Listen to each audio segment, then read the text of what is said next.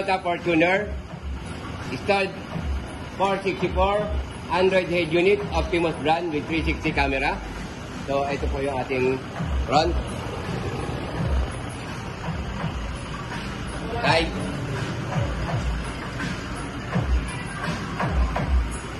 Rear.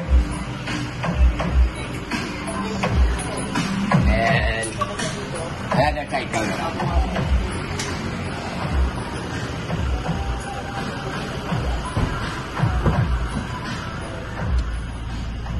GB RAM, 64 GB ROM, Optimus brand, Android head unit with 360 camera and voice command.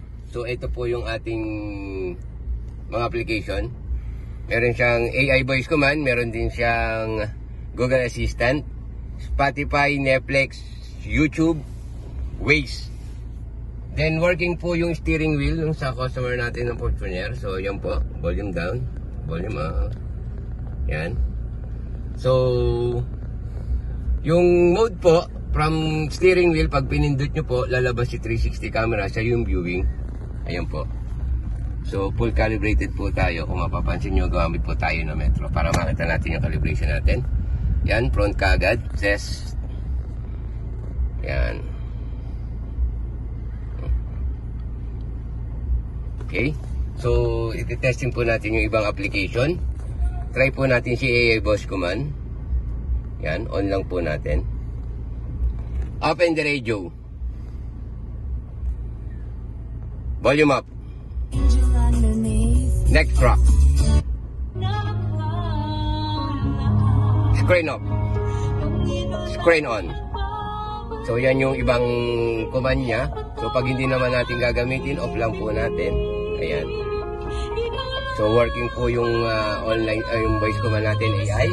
Try naman po natin si 360 camera. Yung 360 po natin meron siyang 20 kph pababa yung auto trigger po natin. Ito yung auto trigger pagka nag-signal light ka. Yan. Left signal.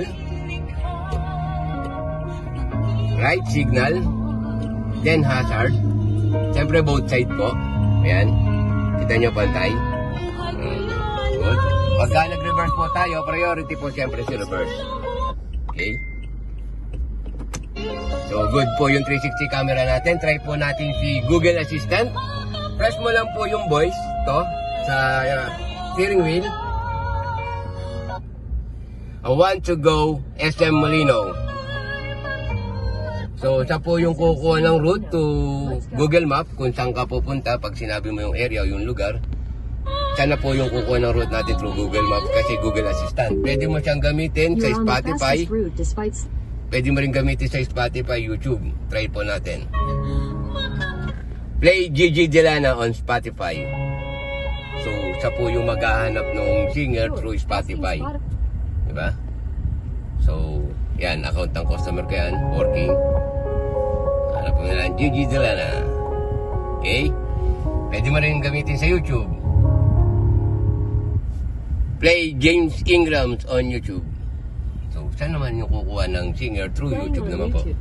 So, yan po. Working po yung ating Google Assistant. 4 GB RAM, 64 GB ROM, Android head unit, Optimus brand, with 360 camera and voice command.